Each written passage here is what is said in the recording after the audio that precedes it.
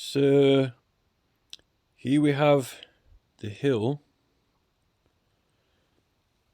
and it is more than likely, not just highly likely, it is very, very, very clear and evident that out of all the places, this definitely, I believe, without even having to question it, is the actual brig house. And I've gone through the details in the other videos to do with the strange facts and circumstances with the Robin Hood tale, saga, mythology, with his last arrow, yet it fits perfectly from the bow of the earthworks, which are clearly a bow of Castle Hill, and firing straight from the bow of Castle Hill comes to this, which has been referred to as the burial mound. Yet it is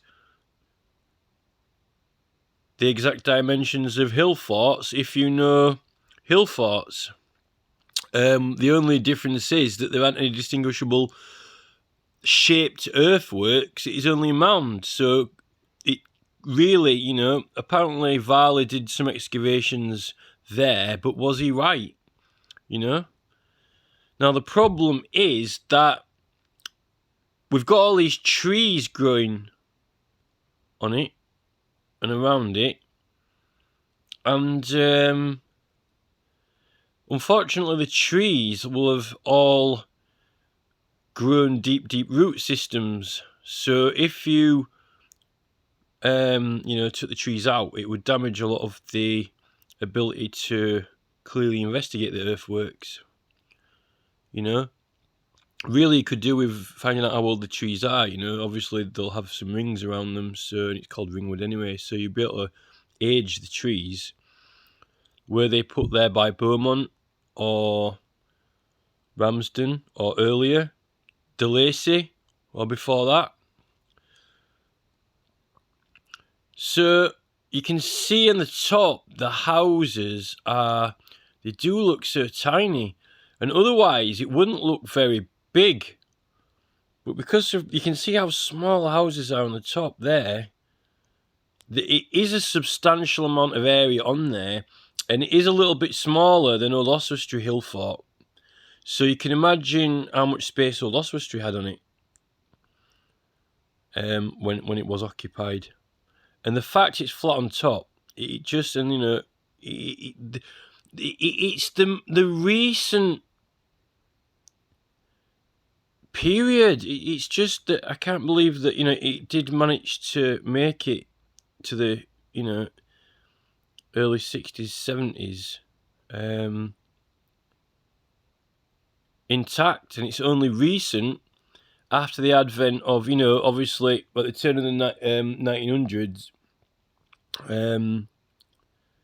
you've got this Victoria Tower, and then we get the ICI, which they thought it was a good idea.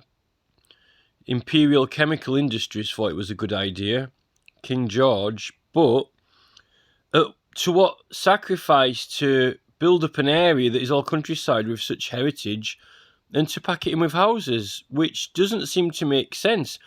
And the fact is that this is the fact. So that's Dalton there. We can see a bit of green on the top. And then, so the corridor to the river is actually there. If you look to the top of those trees now, you see on the left-hand side, we've got the bank coming down from Rawcliffe Dalton, and then at that side, that's actually called Nab Hill, but they also call it Dalton Bank, but it's opposite Dalton. So straight down that channel there, you can see now, that is going towards the river, which is, see those two chimneys there? The white chimneys right in the middle, in the distance. So that's where the river is, so you just have to go on there. And it was meant to be an ancient river coming past. We don't know if it went fully around it or just past it, because the prehistoric Britain maps show that it had water around it.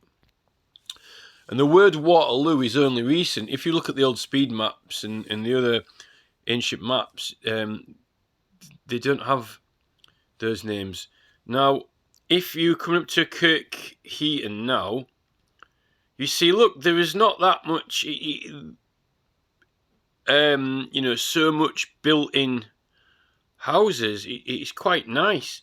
Now, the thing is, rather than build actually on the top of it, I mean, they could have put houses at the top of there, looking across it, and up the top of there, the top of Kirkheaton, where the Blacksmith's Arms is, and at Hopton as well. And they could have given people a nice view up there. They could have, got some compulsory purchase orders off of farmers for houses, because of the fact that this is an ancient site and monument. Now, when they made the ICI, obviously they're going to want people to work there. My granddad worked at the ICI. But there was no need to build on the top of this. And it's clearly obvious, with Castle Hill being so close to it, and you've got Dunelm, I don't know what Varley was playing at or what advice he was giving. Now, you can just see there, at the very, very, very, in the middle at the top, you can see a little bit of there's the tower from behind that ridge, just next to where the tree is. Where the pinnacle of the ridge is, go to the left, and you can just see the Victoria Tower. But obviously, if the Victoria Tower went on, it won't be able to see it from there. But where it dips down, just to the right, which is where that tree just grows up, and then the top branches of the tree go over the horizon there. Now, when you're actually on that hill, and if you look through the trees, it's very difficult to see through the trees now. Even if you live in those houses, you can't really see out properly, which is kind of sad and upsetting, really. I mean, because it's not even given them much of a point to be on there. When you're on there and you look across and you've got a little bit of a view which is more over that way, then you can actually see the level platform of the Castle Hill, Camberdenham Hill Fort. Now, it's likely that this might have even been the Roman name might have even been Camberdenham, because it's actually near the river, and the river bends Huddersfield. But, the word, when they're naming camels, it's the hump shape, which is also like a bend, because a hill is a bend in the earth, and then it carries water. This did have water going through it at one point. It's got the river past it anyway. So, it's odd that you can get some camels with one hump and some camels with two. But yeah, then there's also that Dunelm. And there's all the other... Then there's the fact that we've got these slightly different form shapes, which are long barrows. Two of them, because Castle Hill effectively is a long barrow. It's a giant long barrow, which is occupied like a hill fort. And then you've got the Dunelm one. And then you've got the Pool Hill at Marsden, which is actually got... It's a living, growing thing in season. In September, in the month of September, it's a living organism growing hill. And then Dunelm one has around it. Now, if you've got, like I said, if you've got an order around England, a religious order that has long barrows as part of its symbology and ritualistic culture, then you would think that long barrows, being having a long barrow order, then you might have a place that is that they originate from or are based around. And if it was in the middle of the country, it would be more convenient for all the other long barrows that are around the coastline, like Wales and Scotland, and down in the Cotswolds. Now, there's different shapes. We've got round barrows and round temples and round burials. So it could well be that there are different orders or different specialisations, because not only, see, like, you've got the recumbent stone circles, which in Scotland, and they seem to be specific to North East Scotland and Aberdeenshire and the Cairngorms. And then you've got the cairns, which are again a bit more different. And then you've got these, and that is the place for those moon alignments. That is the place where those moon alignments line up. And if you watch Howard Crowhurst in his videos, like his Megalithomania ones, Carnac is a special place, and Carnac had, temples there. And Howard Crowhurst, he he's from my point of view that he doesn't believe all of the temples were burials. You've got burials for burying people, and then you've got temples for the religious order. I think some of the temples, when there was a war on or some sort of, when we were basically invaded and occupied, I think there's something happened and they got shut down or in past generations or times, and I think they ended up being burials, but they were temples that ended up being burials. Some were specifically burials only, depending on the layout. There are different forms and structures of these, which, I have certain... the thing is, the archaeologists change them and mess around with them and then build reconstructions, and they don't build them exactly how they were, and then they tell you one thing 1 minute, then you sort of make your own assumptions from what they've told you and how they've built it, and then they go and change their mind and say, well, no, we actually only put like that for this purpose or that purpose, and then, where it's clearly evident that some of them are interactive, seasonal, or made so that they have a function, interaction with light and sunrise. You don't, like Gail Higginbottom saying, a lot of these dolmens are lined up with the sun. Well, you don't line it up with the sun just so it does it once, it seems a lot of time and effort, it seems like, it's to be aligned with the sun on a regular basis, or else it seems a lot of hard work, I seriously doubt our ancestors would build an entire dolmen to bury one person just so you could have one ceremony for the sun to come up or down once, and then that's it. It doesn't seem to make sense. Whereas, if you've got certain ceremonial, seasonal festivals and things like that, and then, it's put into use, or certain times of the year, like Beltane, and you got Belfast, you've got Samhain and all these, Halloween, all these different. There's so much building and housing going on up there. So actually, I wanted to talk about rewilding. So rewilding this site, it would be a mammoth of a project, and the amount of money involved in it would be kind of mammoth and behemoth. But I think it was a serious mistake to put those houses on there, and the residents probably likely aren't going to be that happy. But if they were given houses and it's bad enough at the moment because the council are already building way too many houses in our area.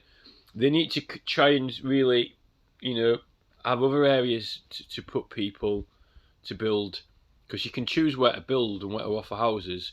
But as for these people, these ones here, I mean, I don't know if you could get a lottery grant or what. If the lottery's called Camelot, and this is Camberdenham, what other heritage project on the face of the planet could necessitate a substantial lottery fund for Camelot?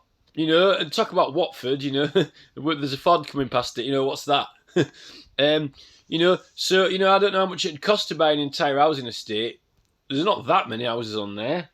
And then, build them some at the top of here, or, going up towards Blacksmith Farms in between Murfield and Kirkheaton, and possibly, a bit out towards out there. To be honest, it needs a picnic site anyway. It could do with a picnic site. There needs to be some sort of rewilding. Now the thing is, right, it's not had the modern archaeology on it, and it's been shut down from archaeology by putting houses on, and then there's the trees with all the roots growing into the side of it. So, how do you get... It's almost like archaeology it's blocked it or banned it from being on there, and unfortunately I believe that is what the idea was. The hidden intent was to do that, unfortunately. You see, in its original context, could it have had, if it had been all woodland around, with the hill raised up and visible in the middle, you know, with the settlement on it, that would look pretty cool, spectacular, not unlike Castle Hill anyway. Or, you know, if it had ancient river around it, you know, was it just the mound surrounded by water, and did it have some trees on? You know, if it had trees growing on it originally, maybe that it didn't actually need any earthworks. And not all mounds do. It's quite steep, so it might have been sufficient enough to have that gradient without necessitating earthworks. I mean, Maiden Castle's got an oswestry. It might have been a specific design different to the others where it didn't have them, but it is the fact it is where it is, and the fact of that river going past and going where it goes, the fact of that river coming where it comes from and what is there where it comes from, and the fact of, you know, Castle Hill there with its view and with the Dunelm place as well. It is just unmistakable. It's unmistakable, and the fact is that there's such a huge, passionate, and devoted following of, you know, for Uffington and the Ridgeway, you know, down in the south, the White Horse and Wayland Smithy, Longbarrow, and they've got the Little Dragon Hill, and then they've got a hill fort with the camp. There's all those things in such a small area, with the Longbarrow, with the Horse, with the hill fort, with the Dragon Hill, and the Ridgeway Walk. And that's why it's so popular, because there is so much there. It's not just, you know, going to a stone circle in Wales, not that there's anything wrong with those, they're beautiful, but it is preservation of, or, you know, the sites are clumped together, and there is clearly a lot going on there. Now, this is what Howard Crowhurst says, there's only 10% remaining of what was left. Now, if we've got this hill fort, with Castle Hill, which is like a Longbarrow anyway, and then we've got the Dunelm and other, and then we've got the Pennine Ridgeway and walks, and then there is the Pool Hill. We've got the whole river route, you know, that could be, at some point, depending on the season of how the water's flowing, could have been traversed by the shallow boats, like the punts. And you used to be able to, before they came in with the canal system and invented barges and horses pulling barges, theoretically, you know, you could have gone to the sea. I know there's quite a few fords and they've concreted them off now, like Castleford and other places, which is a shame, because in some countries, I mean, you might say, oh, it might be dangerous in some other parts, but I mean, why do people go mountain climbing with harnesses and clips? You know, you don't climb up K2 and go, oh, it's too dangerous, you know, or whatever. I know it's a little bit more of an extreme thing, or people go skiing up to the Alps. I've got a friend who lives up in the Alps, and he's doing videos from the top of these mountain tops, and it's a long way down, and they climb up there with all these climbing boots on, with spikes on, or with his, sometimes he's got his skis on, and he climbs up, but it's not easy to get up there, and the views that he's got and shows, you know, he's there with his partner, and it's dangerous, but people are there doing it, you know, it's dangerous driving a Formula 1. You could say there are safety risks at Cambridge. You see, at Cambridge and Oxford and at places like Ross on Wye and other places where they celebrate their river routes, and they have got a infrastructure and business for people to go on leisurely punt rides, and they've even got people to push the punts for them. Yes, those are more modern vessels, and they are, you know, it's all set up for it in a nice steady stream, you know. There are some parts, you know, when you go out of Cambridge, it gets a bit wilder and there's more countryside around it, and then you can go into the town and they've got cafes and things like that, you know. You see, in my head, in my mind, you know, the vision for what Huddersfield could be like, you know, is if we did have things like that. You know, it's a shame at Aspley Wharf Marina, you know, because that barge culture, really, it is one of the nice little things. I would just feel that Aspley Wharf Marina, I mean, it would be I mean, you see, the limitations in the minds of the councillors at Kirklees and Barry Shearman and even Patrick Stewart seem to be limited to having an ice cream in a cafe and a slice of cake on a hill fort in a rectangular cafe that matches a sports centre, which is... it's heavily limited in the imagination. In fact, what did if you watch Ian Fleming's interviews with the BBC, and you can't say that now. Well, I can say it if I'm quoting him because it's an official BBC video. But he says, he mocks the Jews. I don't mock Jews, but quoting, what Fleming said. He said the Jews lack imagination. Well, I would say, Kirklees Council lack the imagination, and that ain't racist to say Kirklees Council lack imagination, because I ain't singling out one single councillor. It's just a council, I think Kirklees Council do lack imagination. I mean, have they not seen The Lord of the Rings? Have they not seen the Game of Thrones and all these landscapes? And this is what Mark Zuckerberg is wanting to do. Mark Zuckerberg is wanting people to buy the virtual reality goggles and take his hand into a virtual world of, where you're more of a cartoon character and not real, which I kind of find slightly troubling and disturbing, when in the real world, you can, I mean... if you imagine, if there is, if we could get some real archaeological evidence that could find out where any positions of any roundhouses were on there, and if it did have fortifications or not, I mean, to have a replica Celtic village or town on there, I mean, even if it was, even if it was somewhere, look at Bath.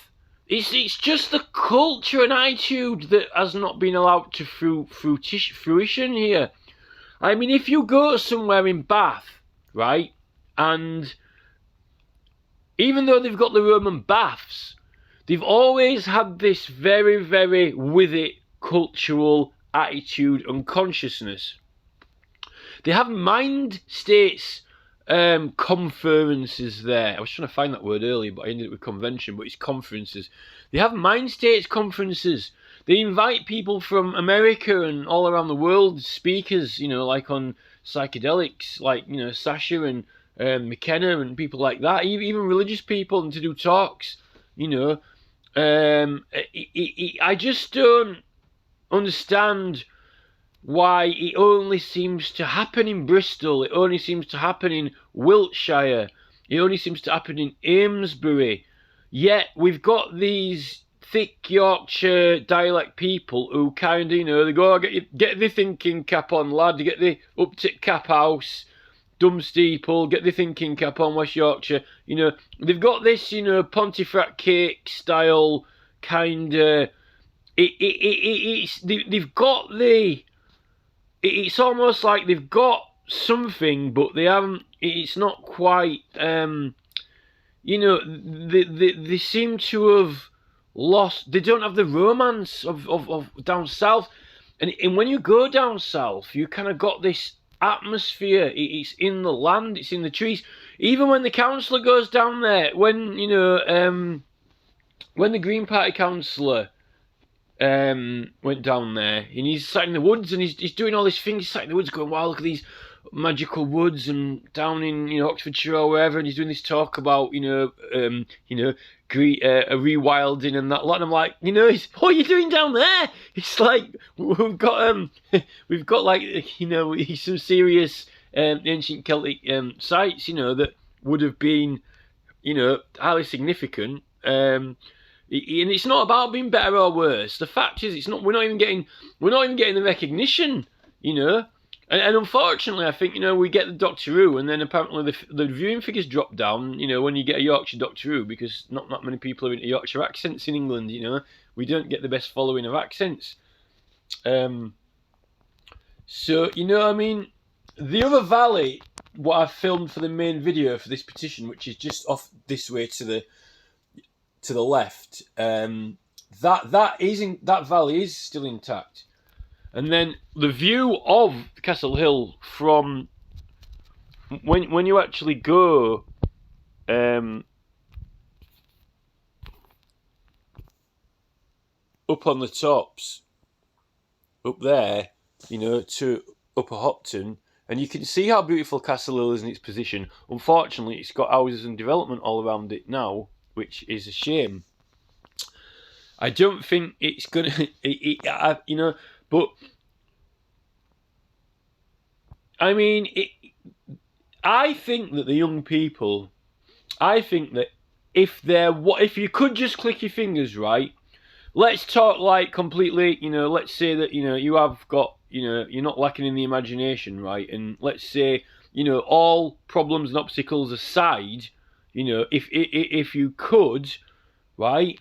If you could either have some, have forest around here, rewilded. I mean, you could even grow things, we could be leading the way in experimental crops, some sort of public interaction with growing food, when you've got sort of, like the council, this is the thing, right? Councils have lawnmowers, they go out and mow grass around the estates and lands, right? This is the thing, right? The council of flowers, the council of gardens. My dad used to do the council gardening in Dewsbury. Imagine if the council had lands and it was growing, not like allotment, like when you've got allotments and, you all buy, they've got waiting lists for allotments and they just put people got a couple of turnips and a couple of veg and a couple of this or a couple of that, right? There used to be people who had strawberry fields and people who gone there, pay £3 and go picking strawberries.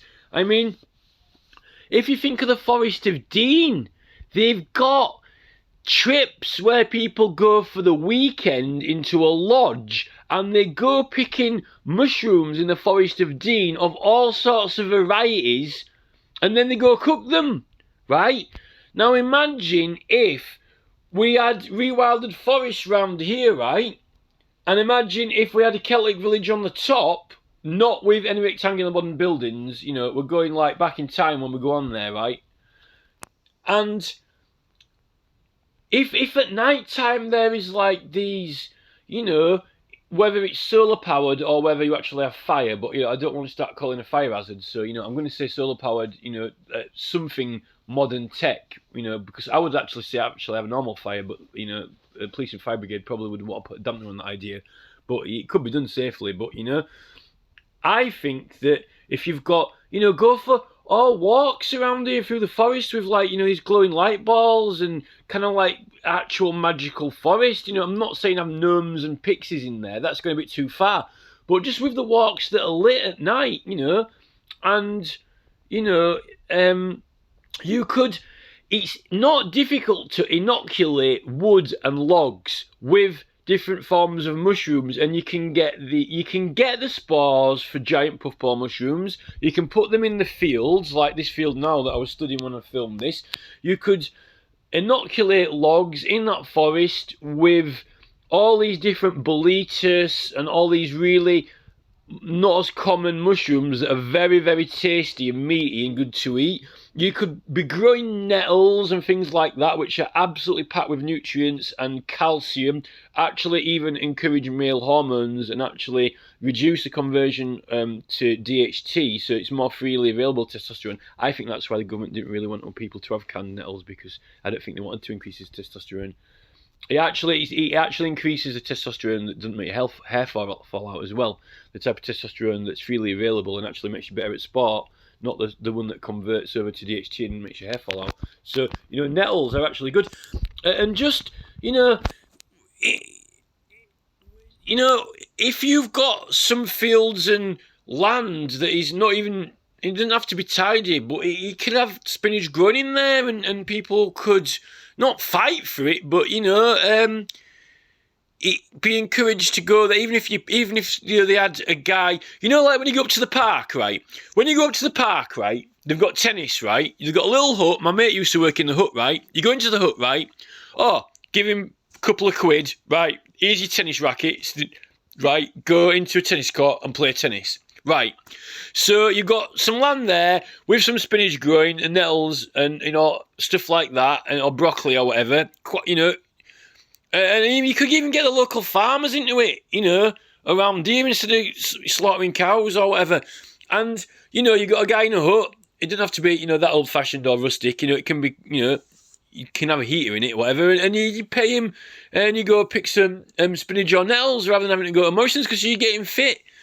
And it's just a more engaging and hands-on thing. I mean, when you're with people who you get on with, when you're with people who are friends, it's not necessarily what you're doing; it's your company. I mean, all I want to do is you to go drive up to the cinema, sit in the cars, sit in the cinema, sat there, popping popcorn into your mouth, watching Arnold Schwarzenegger. Stood in a jungle with this massive Gatling cannon just going blowing the hell out of empty jungle with a predator while you're sat there popping popcorn into your mouth, right? In theory, you're just sat there watching it, and it might be stimulating your brain like, Mark Zuckerberg tweaking it, but I mean, why just watch Arnie stood there with his muscles flexing, holding this, gun when it's not even real, and then he's shooting this invisible predator thing, when you could actually be there with, 2 or 3 friends chatting and having fun talking, and going and walking around and actually picking some healthy food, or even, and getting some mushrooms, or even if it's like, people coming into the area from further away, you end up meeting other people. You end up meeting people who are coming from down south who have got different, cool attitudes on things, like people from Stonehenge and Wiltshire would come up to West Yorkshire, and things like that, or people Forester Dean will come around here and do things like that. And then they can go up to Castle Hill, it's got an amazing view around that place, and then I'll see it from up there, where you could have like a picnic area, and things. It doesn't have to, you don't have to be, you see, right? How about, right? This is the thing, right? Why have a cafe with a chef, with fridge with cans of Coke in it, with whether you've got, Gordon Ramsay, whatever, even if fucking Gordon Ramsay's in there, right? With Patrick Stewart, sat at a table, what's, why not go pick some amazing, leaves and things like that, or some really unique and diverse mushrooms that there are actually some amazing ones that are not that commonly available, just because we don't have them around this area as much and had to find. But if you inoculate with them, then there's a lot more of them. And then you can go up to the place that is up by where the Freemasons' Arms was, and then you could sort of like cook it yourself. I mean, there's a place in Milnes Bridge where you used to go in there, and I think it was not a Thai place. What was it now? It was like one of those what's it called? Mongolian. And I remember walking in, and there was all these shelves, right, with the food in. Like, you picked up it was like raw meat and stuff like that, and then some veg and that. And what you did is you picked up all the raw ingredients. It was like like when you get pick and mix for sweets, but it was all like, and then you chucked it in a pan, and then you gave it to the chef, and he got a live fire there, and then he was just tossing it around and cooking your food while you were there in front of him. I mean, you could go into the forest, get the mushrooms, get the leaves and all stuff like that, and then you could go up to the place that's up at, Opton, if the council had bought, or a company like Tandy would have bought that Freemasons' Arms building, and then you could take all these things there, and then you could have a beautiful kind of partly woodland, partly outside place with glowing lights on the night, and you could look and watch the sun going down at Castle Hill behind it, right by the Pennine Ridge, while you've got all this stuff that you're just gone and picked down in the freaking woods here, right? And then Tandy's making money out of it and actually getting healthy, not live squealing animal and pork pigs, some proper decent healthy food. And I actually think the Green Party councillor actually would support that idea. And I actually think the Green Party itself would support that idea. And I think that the reason that the Imperial Chemical Industries camp, the royalist camp, don't want that is because it would be so interesting, it would be so bloody healthy, and people would get exercise, and so many people would come from the country that it would absolutely annihilate the entire pork farming pig industry to kingdom come, because people would actually be walking around at night in an absolutely atmospheric, beautiful, enchanting environment, and then all the locals would be able to go there as well. And then if you actually buy them all some nice houses, you know, and put them in a high up place where they've actually got a view, you know, a bit further back, but they can see it, they won't be complaining and saying, oh, we're trying to kick them out or anything, because they'd say, right, we're going to make Huddersfield literally into this amazing place that you can enjoy too. And I think that all these local people, rather than just pushing prams around and litter blowing past them with the kids, I think that if you made them something like that, then their attitude would change and they'd feel more respected themselves. They'd feel more respected, and they'd feel more the council care more about them, and the government cared more about them. And then if you've got people coming up from the south to visit, and you see, West Yorkshire used to be known for being really friendly and welcoming, and I don't know what happened. It's because of Facebook, really, and Zuckerberg, and it's sad, really, because Nick Clegg is meant to be a liberal, and Nick Clegg is meant to symbolise, you know, liberalism, but yet he is advocating a Facebook group where he believes in just block people if you don't want to talk to them, which is not friendly, because that's not what West Yorkshire used to be known for. I've travelled all over these places, and to be honest, I'm saying the places down south are beautiful and nice, but I've always recognised West Yorkshire for having friendly, caring people. It has done.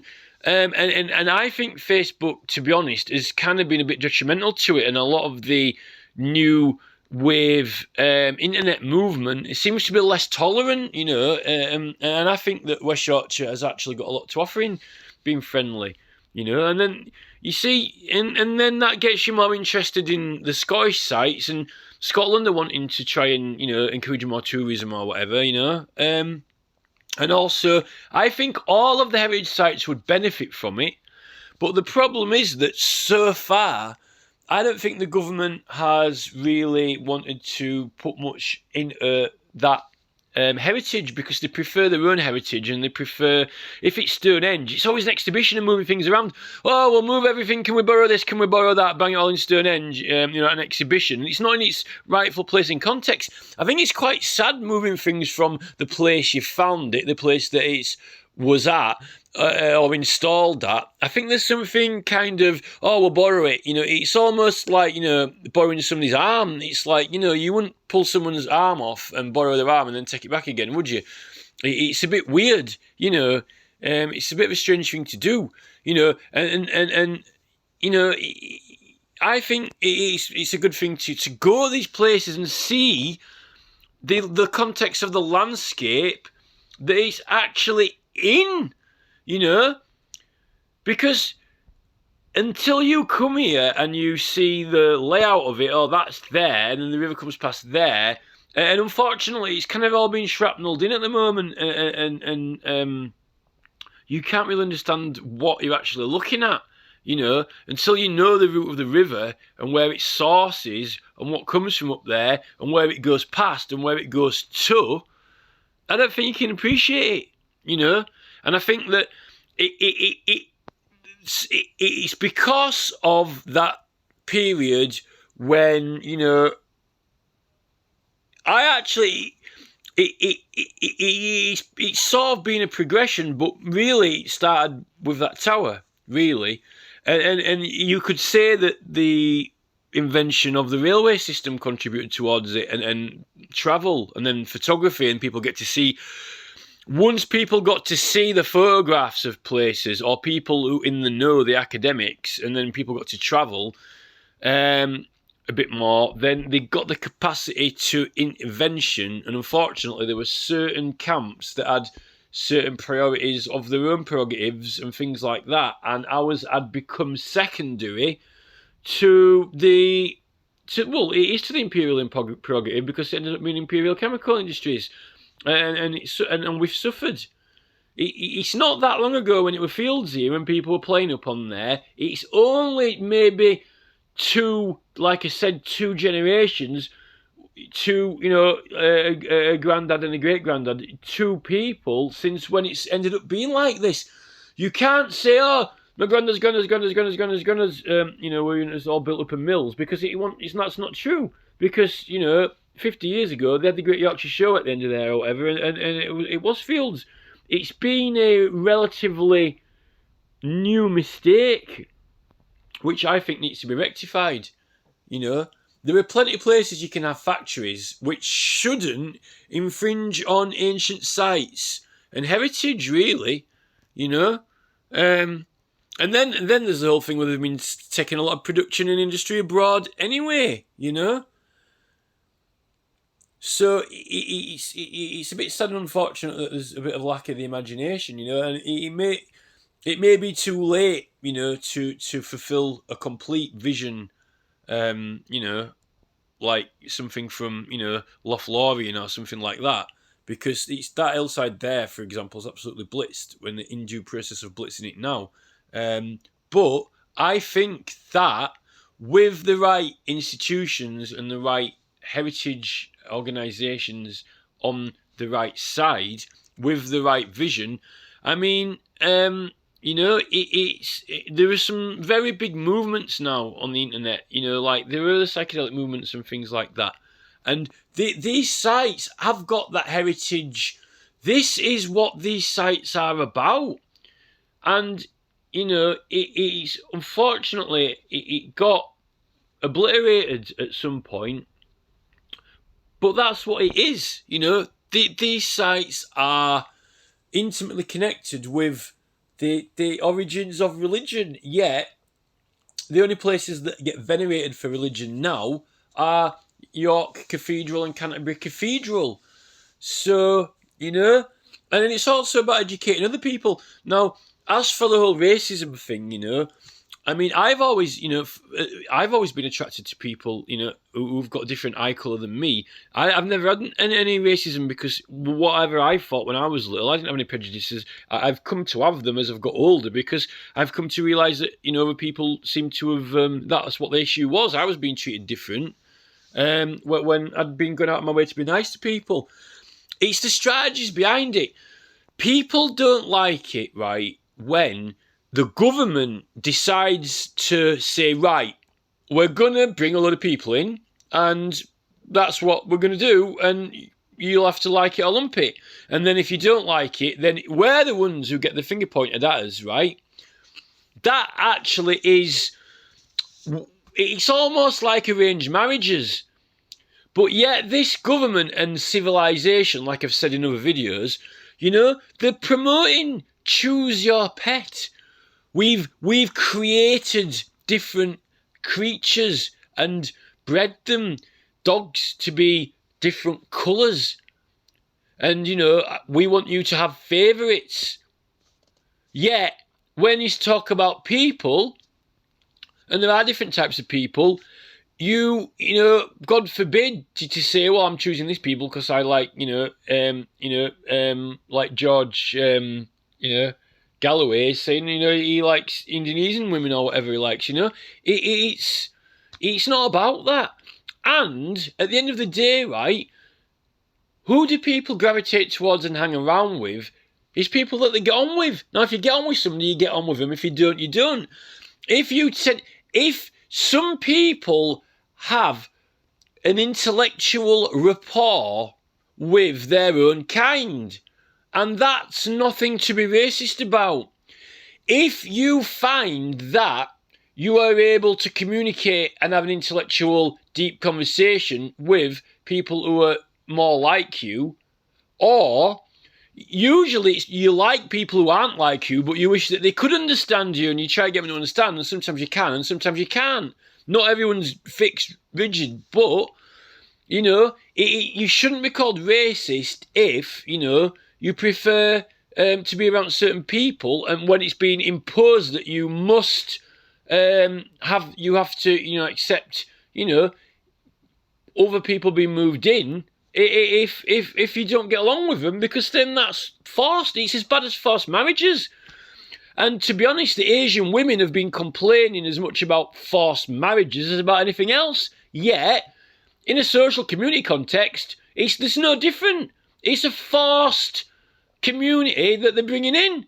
And then if you want to vote against it, then you're not allowed. But yet, Asian women say that they've got the freedom to choose who they marry. But if Priti Patel moves a load of Asian people into our neighbourhood, and if they don't seem to be knitting too well, regardless of what TV's pumping out and attempting to weave them in, right? How can Priti Patel say that she has fought for the rights of Asian women and their ancestors have, or recently, so they don't have to have arranged marriages, yet she is attempting to have forced community immigration into a neighbourhood and almost wed them together, and if we oppose it, then we're racist. So this is an understanding concept. You see, this is why sometimes people prefer to have meetings and speak to those that they feel are on their level who understand. Because then you get some people like Priti Patel who believe they're fighting for good for the right side and believe that they are doing the right thing. But, the other things that it doesn't make sense because they don't necessarily at first have the intellectual capacity to recognise that and understand it. And it's the same thing with fences around schools in the name of progress, when it clearly isn't progress, And there's nothing like being at Stonehenge. When you go to Stonehenge, the best thing about it is the mix of cultures. It is the mix of different ethnic groups and interests. That is what makes it special and magical. But it's not forced. They choose to go there and mix. The government doesn't strategically say, right, we're going to bring Asians into Ravensthorpe and put money in, and then there's a massive community there, and then boom. It's not... It's not, genetic. It's not natural. In a way, it's artificial in a way. And it's true there have been a lot of movements of people in the past, but this is a different level it's never seen before. And I don't think you should force people to you shouldn't. I don't think you should force it. You should let it go naturally. But, on the television, they're trying to, make people look the same or make yourself look different. Mark Zuckerberg's really annoying. He's like, well, you're not putting an advert, you're not using Facebook ads unless you have ID and an ID card, and then we don't accept it unless if it hasn't expired and all this, or if it's expired and if it's not in, it's still in effect. Then he's going to say, no, we've got the new avatars, beautification, make yourself different. So you're making yourself look like you're not look. So he won't let you go on there unless you prove who you are, so people know who it is. But then when you go on there, he's wanting to change your face so nobody can, actually look like you really are. And a biological creature reads the environment and other creatures from what they look like. It's evolutionary, and you're confusing that evolutionary recognition and assessment. It's almost... I don't think that they want you to be able to, read and assess people for who they are. There are issues with Facebook and Zuckerberg's prerogative. There are serious global issues with it that need to be discussed and talked about openly. And I don't think Mark Zuckerberg is so young. I don't think that he has the experience and understanding of it, even though he's so rich. Even though he's a multi-billionaire, even though he's got a global company, I just don't think he's got the responsibility to be in charge of it. Even with the guidance of Nick Clegg there, I don't really think that he understands what he's doing and the impact of it, and his child fads with the virtual reality, no matter how technologically advanced it is, I just don't think he's responsible enough with that. It is almost like a child in South Africa running around with a bazooka in some paid guerrilla regime army, because he's got this tech and it was given to him, and I don't think that he quite understands how dangerous it is. I don't really think Mark Zuckerberg understands what he's toying with this technology. He's not responsible enough, and the governments are meant to be stepping in. Priti Patel and Boris Johnson with the big Minnie Mouse shoes on and the big important positions. But I don't think they're responsible. And at the end of the day, a lot of the government now, and even the House of Lords, are made up from certain ethnic groups that for the sake of equality, we've got a parliament of mixed culture now, right? But this is the thing, without prejudice and without being racist, I don't think some of them, even though they can sound well-spoken, when you test the insight capacity they've got and the motivations, I don't think they cut the mustard when it comes to understanding the implications of what they're doing in the big picture. And this is why we've got this mess in front of us. This is why we've got health issues. This is why we've got pandemics. This is why we've got wars. This is why we've got rebellions. Because they aren't really responsible enough, and they don't really know what they're doing. They've got these toys, these guns, these planes, these boats, these ships and the tanks. They're not responsible enough. And then you've got Double Down News coming up with, reporters, saying their piece on it, trying to tell me about ethnic, issues and, social issues and stuff like that, and wars. The wars are nobody on this planet's fault other than the people who designed and made those weapons. No one else's fault except the people who designed and made those weapons and who funded them. That's whose fault it is. Don't want to point the finger at anyone who's got, whatever characteristics or whatever coloured skin or whatever sex they are or whatever. The fault of the war is the person who decided they wanted to make weapons and design them. No matter what their intentions were, they brought it into the existence of the world. And movies have glorified it and used it for entertainment. And there's a lot of people out there who like that, who Tom Cruise wants to razz around in dune buggies through the desert. If Tom Cruise is running around in dune buggies in the desert, good for him. He's not bothering me. Right? If he's pushing his movie in my face on a mobile phone when I don't want to listen to it or watch it, then he's getting in my face and I don't want to have to watch it, right? But, if we're walking around beautiful forests, and with really positive vibes and nice people and enchanting atmosphere, we're not hurting anyone else.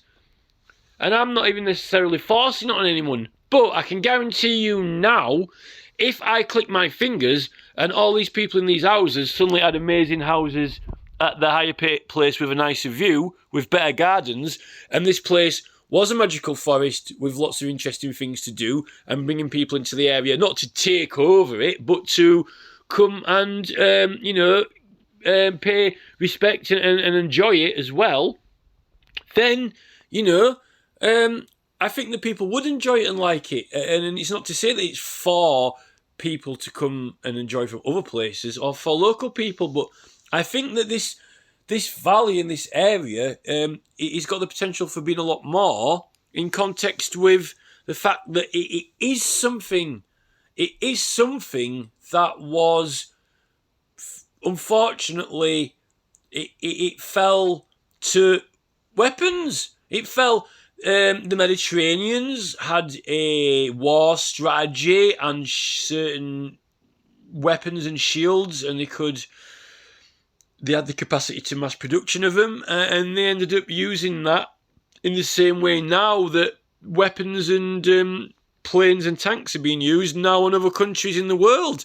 And worse, movies and television and films are being used on us by celebrities, by Philip Schofield, by Gordon Ramsay, by the producers, and by London, for the position and privilege of being able to guide the rest of us and manipulate us where they want us to go and what they want us to do, sufficient to continue profit and just to continue doing that.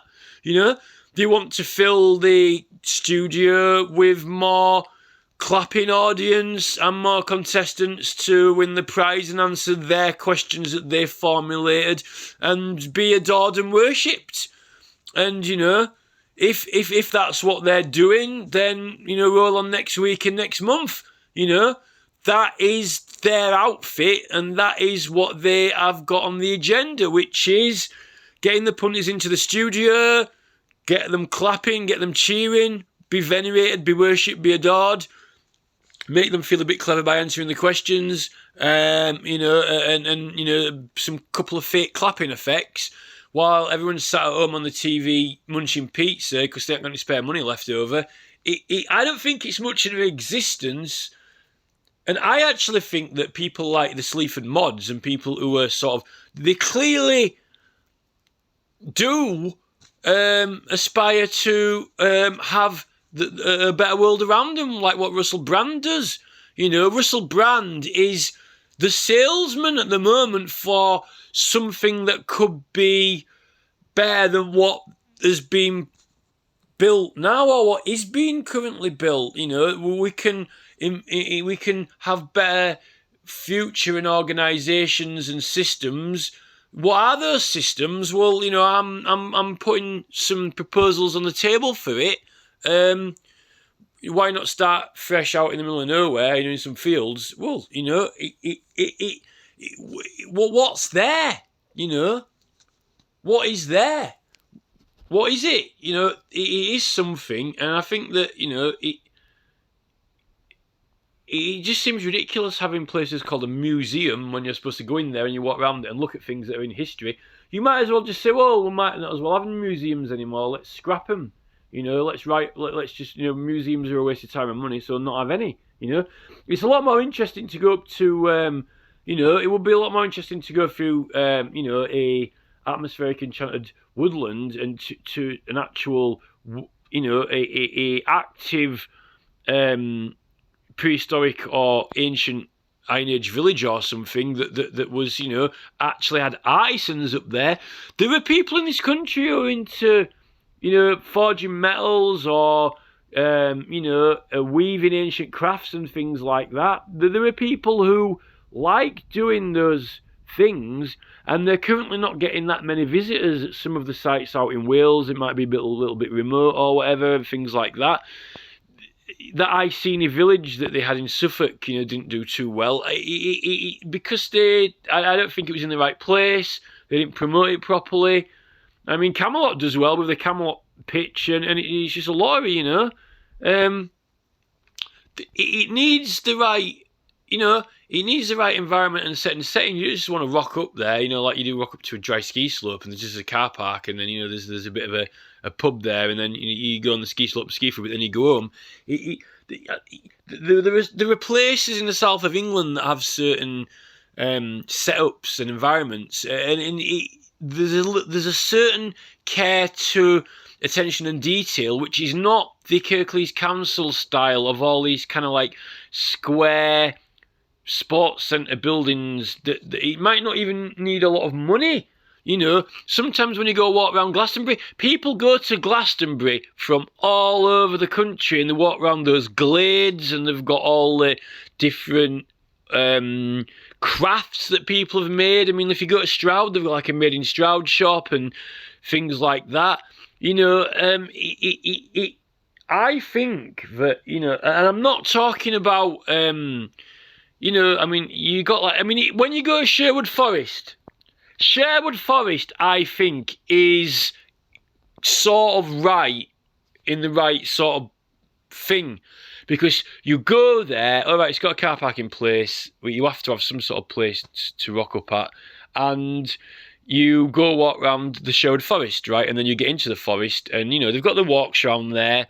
It's not the deepest forest anymore, because you've got the clearly defined walks, but they've got the original oak that's held up, and then they've got archery there. You can have a go at archery, and they've got some of the buildings and that lot that were kind of like the old sort of recreation buildings.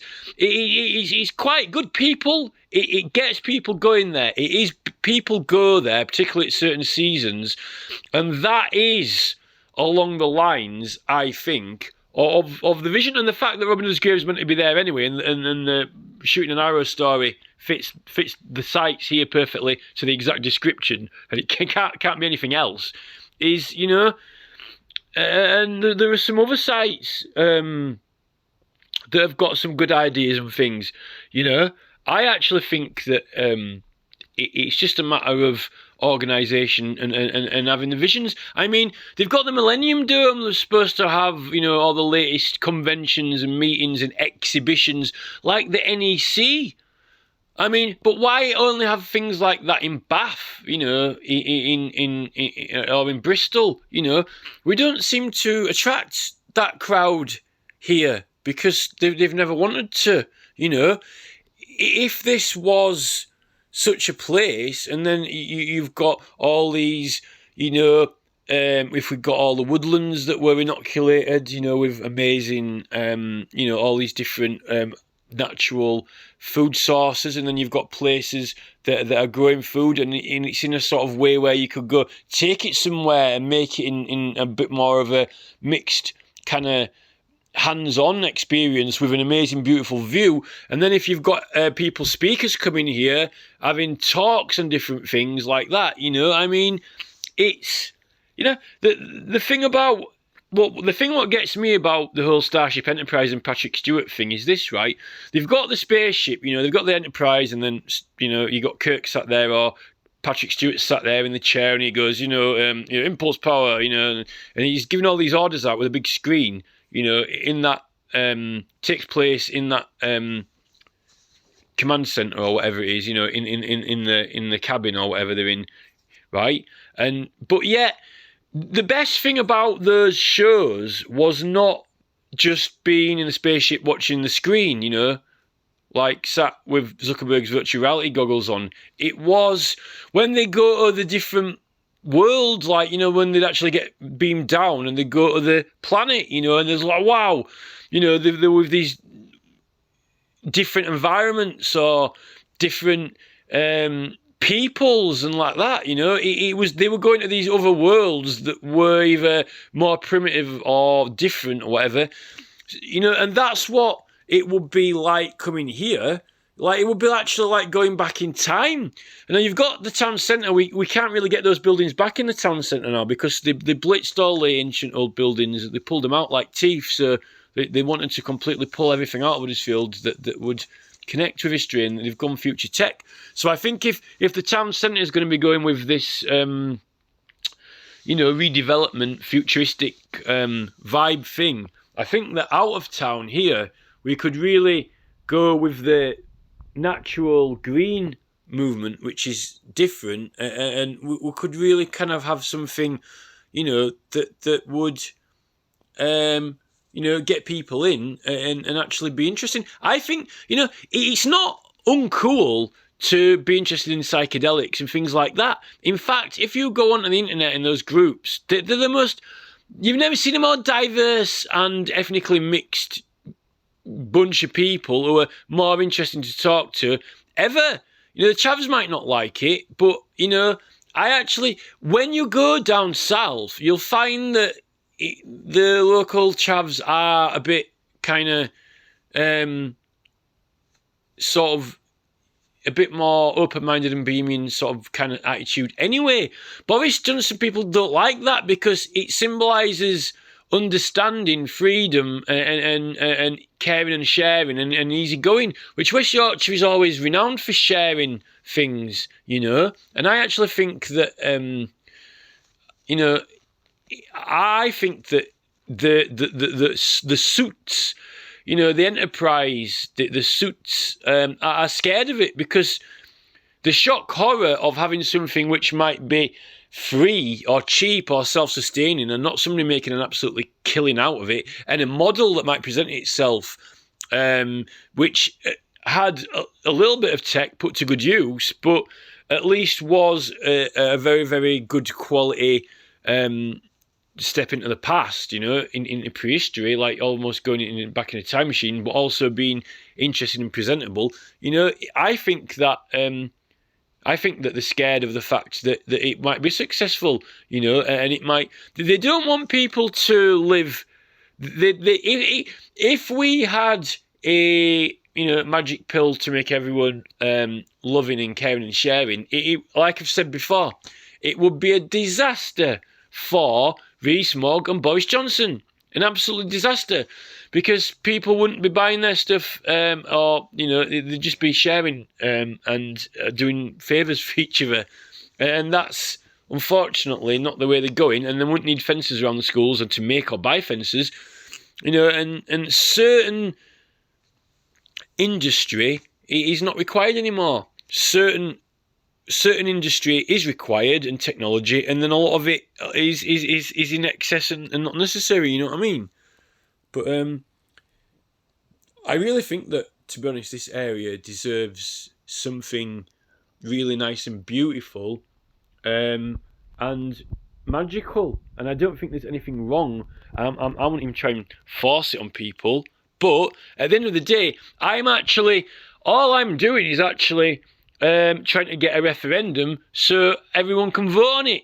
Now, I'm trying to get these 15,000 signatures so then I can. Well, I'm actually forcing them to have a vote on it, but I can't make them vote one way or the other. So I'm not forcing them, but we never hardly get everyone's point of view, and I think it's important to get people's opinion, particularly all those people who aren't on the internet. And there are a hell of a lot of people who aren't on the internet, and there are a lot of people who don't subscribe to the Huddersfield Hub or Examiner, So I actually think that, I think the Green Party could, actually probably do well with it, if they could create somewhere that was fulfilling all of the Green Party's goals and ambitions, and also be good for heritage as well, and present a new model for on a national level or even on a worldwide level. I think that it would be something good, and we've actually got something that could be a powerful representation for that. The Celts actually get a bad rap from the Romans in the writing, but I think that the Celts I don't think that would have ended up. I don't think that would have happened to this country if we hadn't have been loving, caring and kind. I only think that we sort of kind of like ended up allowing it to happen because we were so loving, caring and kind. And the German, they didn't get into, Germany supposedly, they didn't actually get right into Germany, the Romans, properly. They were more resilient and in opposition. And I think only because we were kind of soft and understanding. Why, to be honest, I think that because of the understanding and actual, altruistic being, I think that's what actually happened, and I actually think that it's due to love and understanding, which is why what happened to it. And it was just unfortunate that we had to take a hit. And we ended up, getting as heritage kind of bombarded, and I think that there was a big movement, particularly for kind of bohemian new age type thing. There were a lot of people actually who like going to Glastonbury, even chavs. I know people who used to go out in Batley and Dewsbury, and you might have thought they were kind of like, wearing tracksuit bottoms or whatever. And they used to tell me stories of them going to Glastonbury, climbing over the fences. They liked it. Ian Brown, Manchester City, Noel Gallagher, Ian Brown, Happy Mondays. That's streets, lads of the streets, working class lads. They all did the Glastonbury thing, climb over the fences, They love it, They love stuff like that. So I think that that really, I think it's just a matter of the thing that, you know, it's a case of, you know, having belief. Because I would never, you know, you know, it's Boris Johnson and Rees Mogg who are putting people in these houses that are there now and having them pushing prams around, and they're putting the TV programmes out that get them in the loops that they're in, and put the certain food on the shelves that they end up picking up. I don't blame these people at all. I'd never build anyone rubbish houses, you know, in the first place. So, you know, you can have people go on Double Down News and start saying this or that, or, you know, discrimination against this or that, you know. I've always been attracted to girls who have got different coloured eyes to me. It's got nothing to do with racism or whatever. And if you simply tend to connect with people who are more your ethnicity, you know, if I like getting taxis from people who are more of my own kind, and I end up having political discussions with them, and we have agreements over political things, and, you know, they end up giving me lifts and I end up doing them favours, and we end up doing each other favours, and we end up having political affiliations. It's not good for Boris, because he's already wanting to take the vote away from us if he can, unless you buy a passport or get a driving licence anyway.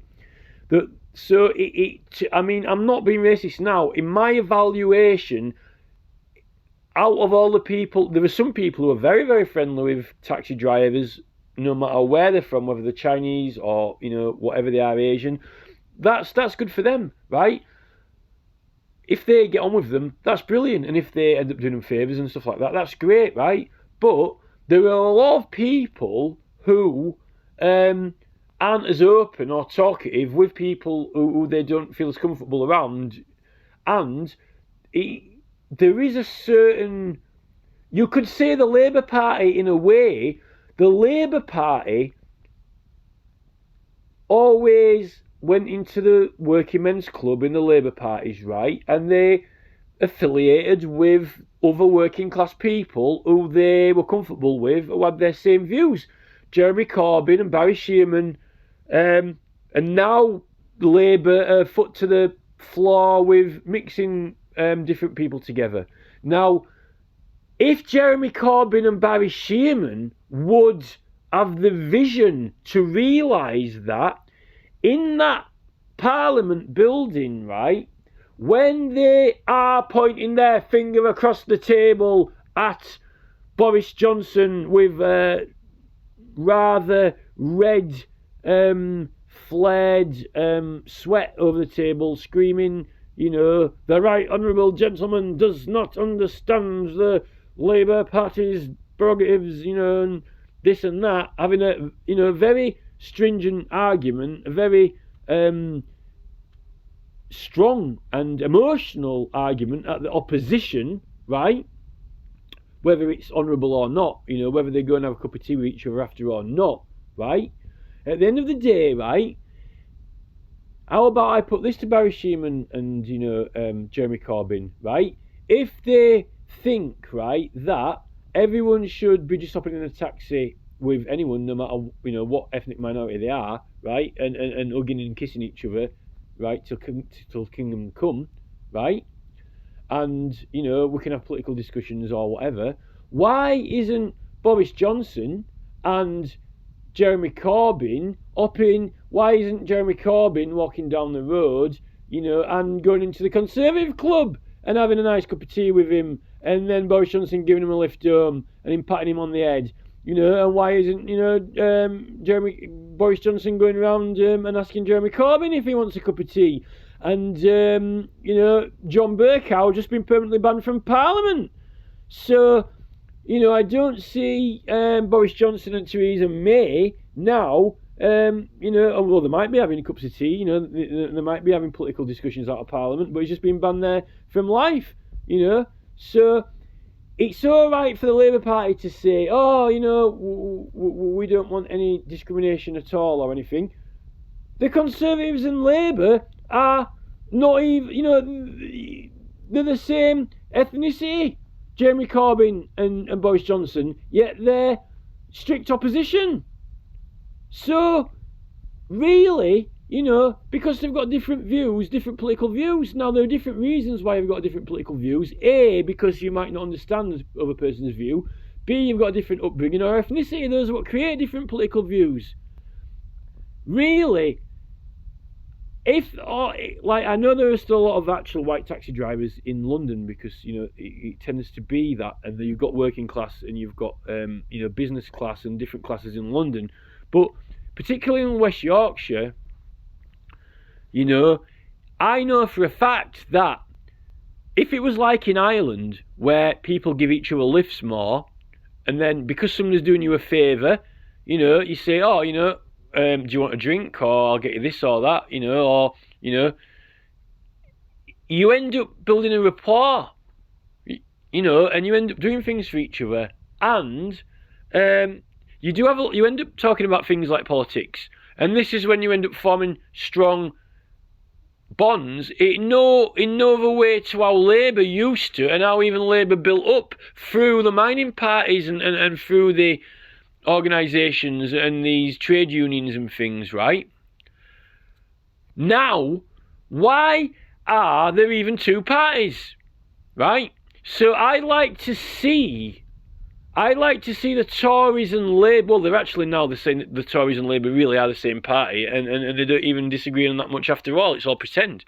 But I like to see a challenge to Keir Starmer that, right, if he wants to arrange, you know, community immigrations and arrange merging, right, then, well, let's have arranged marriages. Oh, no, we can't have arranged marriages. You can't say, you know, you've got to marry this person or that type of person, because that's wrong. Well, no, you want to arrange communities. It's an arranged community. And you're saying we've got to accept this. Is it right? Is it an arranged community or not? Is it or is it not an arranged community? Because, you know, you've strategically planned it and people are being brought in and I see them appearing. So it's got a strategic element to it, right? So what is an arranged marriage? Are you or are you not trying to get rid of arranged marriages? Yes or no? Yes. Right, so what is an arranged community then? An arranged community setup. Is that not arranged?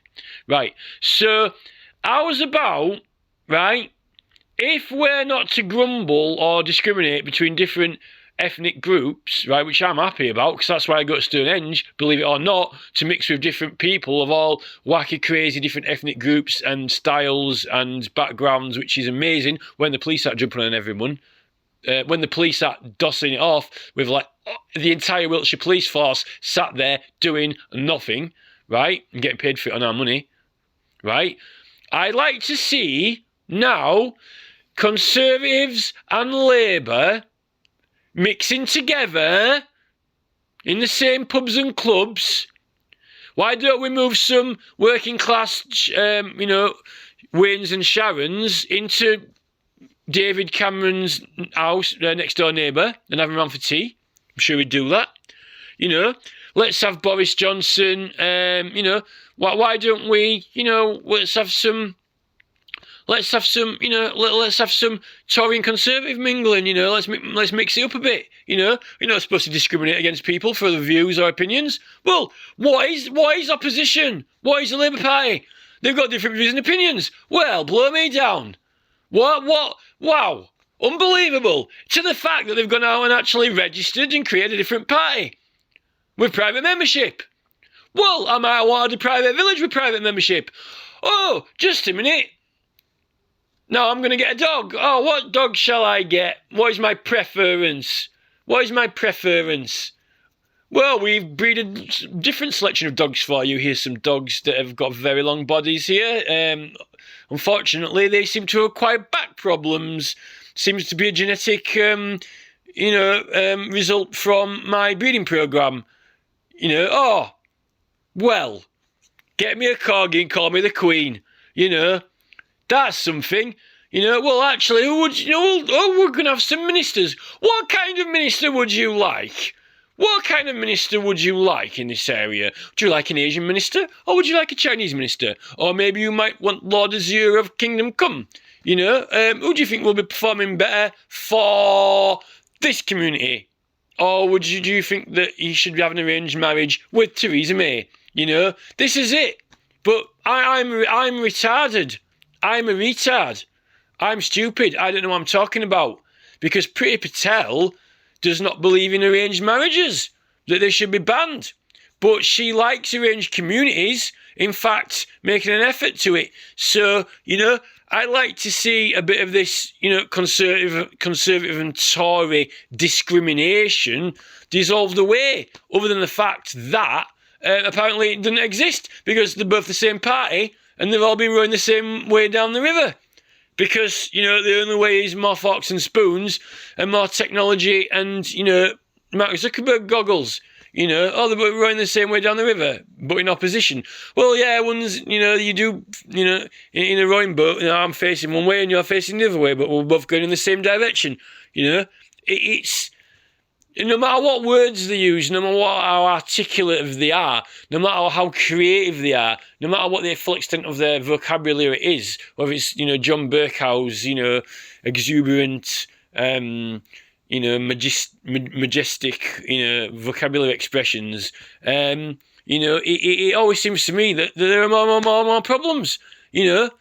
We're getting more problems because we're having to fence more places off. We're not actually making progress. Key people are making progress with technological devices that aren't always employed to the right use and reasons.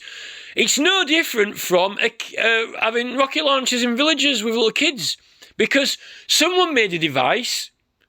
It's a rocket launcher. It fires a fucking bazooka. You can blow a tank to Kingdom Come with it, right? Right? Someone designed it. Someone with technological experience and advanced knowledge.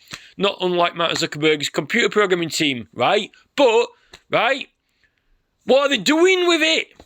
As a kid got it, right, in South Africa, you know, running around in a village. What the fuck's he doing with it, right? This is the thing. You know, who are getting these mobile phones with the Candy Crush thing, with the beautification, all this tech gadgets, which is highly dangerous, having effects on society and having effects on the children and kids. But the people behind it, who Mark Zuckerberg's facilitating doing adverts on his channel and designing apps, he thinks it's great. He's designing this app. Oh, I've got my professional psychologist. They don't think there's anything wrong with it. I beg to differ. But apparently we've got government departmental organisations that can proficiently assess that. They'll decide that. The Film Board regulation will decide that. You know, the Film Board regulation will decide what films are getting approved to be on at the cinema. These responsible people making the decisions. Where are we at and what are we doing? Oh, everything's going fine. It's going brilliant. Yeah, there's a war on in Russia with Ukraine. We've just had a pandemic. We're having to increase security with tech when we never needed it before. Yet, now they're saying, oh, now we need more and more and more, an accelerating rate, which is equating to more, we need to be watched more. It's not progress when you need to be watched more. When you need to be monitored less because you are more trusted and competent, that's progress. But that's not where they think that progress needs to go. We're not responsible enough to make our own decisions. The parenting guidance of this government knows better. Nicola Sturgeon, befriending societies of Scotland and children know better how to train and teach your children than the parents. Although they've given the parents beautification, technology and mobile phones and pizzas and this and that in their hands in the first place, who end up putting habits onto the children and teaching them anyway. So where does that circle begin and end? This is the problem. And now I'm supposed to be talking about this ancient site, and I've ended up talking about the entire politics of the world. But, you know, at the end of the day, if you create a beautiful place for everyone, then I think that you got more of a chance of having a better, fairer society that needs less surveillance and security, you know? But then again, there are programs out there, you know, like that Devs program that have, you know, places out in beautiful places where they've got surveillance and there's weird stuff going on anyway. So, you know, you tell me, you know, at least we're not cannibals at the moment in the beautiful jungles of, you know, the Indonesia, you know, where they're still eating people apparently and living up in tree houses.